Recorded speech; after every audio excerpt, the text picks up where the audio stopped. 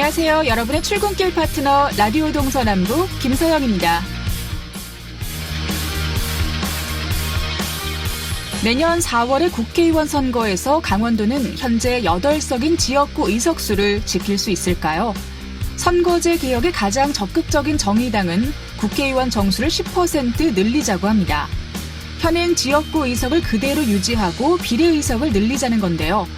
패스트트랙으로 지정된 연동형 비례대표제 적용을 위한 최적의 방안이죠. 여당인 더불어민주당을 비롯해 정치권 일각에서도 증원의 필요성에 공감을 하고 있기 때문에 이 안이 통과될 가능성이 높은데요. 단 조건이 있습니다. 의원 1인당 지원되는 세비를 줄여 전체 세비를 동결한다는 거죠. 이 안대로 된다면 강원도 의석은 오히려 한 석 늘 수 있습니다. 하한 기준을 간신히 넘긴 속초, 고성, 양양 선거구가 기사회생하고 상한 기준을 넘긴 춘천은 분구가 되기 때문입니다. 하지만 자유한국당에서는 국회의원 증원은 국민 정서에 반한다며 거세게 반발하고 있고 획정 기준일도 아직 어떻게 될지 모릅니다. 그런데 국회가 국민의 대의기관이라면 지역성에 공감대가 없는 거대 지역구 탄생만은 막아야 하지 않을까요? 11월 5일 화요일 라디오 동서남북 지금부터 시작합니다.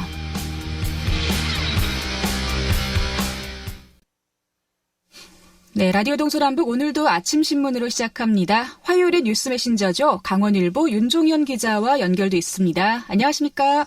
네, 안녕하세요. 네, 오늘 첫 번째 소식은 교육 관련 소식을 준비해 오셨습니다. 강원도교육청이 작은 학교 살리기를 목표로 설립한 강원교육복지재단, 지금 해체 위기를 맞고 있다고요? 네, 맞습니다. 올해로 출범 3년차를 맞은 강원교육복지재단이 해체를 위기에 놓였다는 안타까운 소식입니다. 강원교육복지재단은 강원도 교육청이 전국 최초로 작은 학교 살리기를 위해 설립했지만 출범 3년 만에 해체 위기를 맞으면서 민병희 교육감의 핵심 공약이자 도교육청의 최대 역점 사업인 작은 학교 살리기 정책 추진에 차질이 우려되고 있습니다.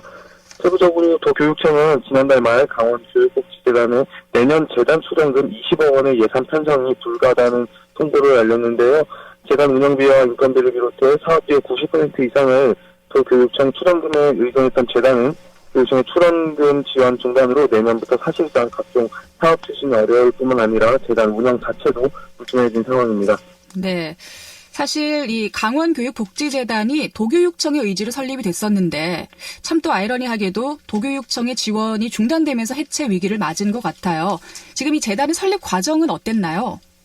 네, 우선 강원교육복지재단은 농산어촌 인구감소와 작은 학교 통폐합 등으로 지역사회 공동체가 붕괴 위기를 맞으면서 2017년 처음 설립됐습니다. 특히 교육청 지자체 간 교육 관련 중복 투자 및 산발적 지원에 따른 예산 낭비와 비효율적인 집행으로 투자 대비 효과가 저조하다는 도교육청의 판단에 따라 설립이 이뤄지게 됐는데요. 그동안 작은 학교 살리기 사업의 컨트롤타워 역할에 대한 기대도 컸지만 교육감 선거 조직이라는 오명과 외부 기부금 모금 저조, 가시적 사업 성과 부실 등에 대한 비판도 나오기도 했습니다. 네. 그렇다면 도교육장의 입장은 어떤지도 좀 궁금한데요. 네, 이와 관련해서 도교육청 관계자는 자체적으로 여러 논의를 거친 결과 당초 재단 설립 취지와는 맞지 않게 도교육청과의 중복 사업이 많고 자발적 기부금 모집의 어려움과 재단이 계획한 사업들의 운영 목표와 사업 운영 기준 등이 명확하지 않아 출연금 편성을 하지 못하게 됐다면서 자체적으로 작은 학교 살리기 관련 사업들이 없어지는 것이 아니라 필요한 사업들은 각 관련 부서별로 예산을 편성해 운영할 것이라고 말했습니다. 한편 최근 도교육청의 지원 중단 사실이 알려지면서 지난 1일 열린 이사회에서는 도교육청의 출연금 중단에 항의하며 이사 10명 중 6명이 사퇴 의사를 밝히기도 했습니다. 네.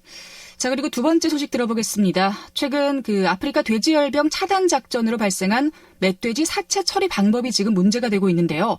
환경부의 지침이 현실과는 좀 동떨어진 것 아니냐 이런 비판이 있다고요. 네, 맞습니다. 아프리카 돼지열병 차단을 위해 도내에서 멧돼지 포획 사살이 이어지고 있는데요. 문제는 사살 이후에 방치된 멧돼지 사체 처리 문제로 도내 지자체들이 골머리를 앓고 있다고 합니다.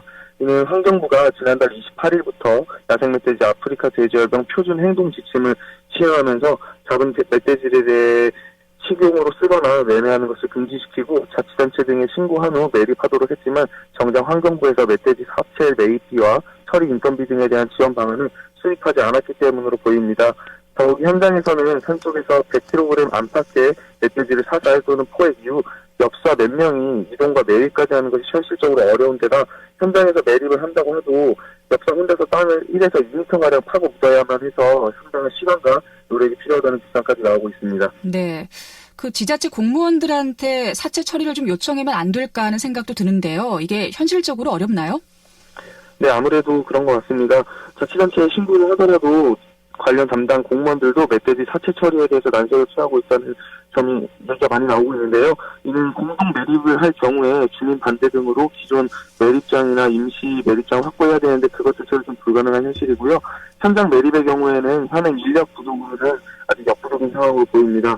멧돼지를 잡은 경험이 있는 엽사들의 말에 따르면요, 환경부의 지침은 전형적인 탁상 행정이라며 위험 지역과 인근 지역은 인력을 확충해 매립을 하더라도 춘천과 같은 비발생 지역은 자가 처리를 가능하게 해야 한다고 비판했습니다. 또 관계자는 이와 관련해서 현재까지는 현장 인력을 달래가면서 현장에서 매립을 하고 있지만 개체수가 워낙 많다 보니 조만간 한계에 부닥칠 것으로 보인다며 주무부처인 환경부에서는 처리비를 주겠다. 기재부와 협의 중이다라는 말만 하고 있어 답답하다고 말했습니다. 네. 이제 아프리카 돼지열병이 국내 처음 발생한 지 한 달 반이 좀 넘었습니다. 이제 풍토병으로 굳어질까 걱정인데요. 방역에 있어 좀 작은 오류도 없이 철저해야 할 것 같습니다. 자, 오늘 아침 신문 윤종현 기자와 함께했습니다. 고맙습니다. 네, 감사합니다.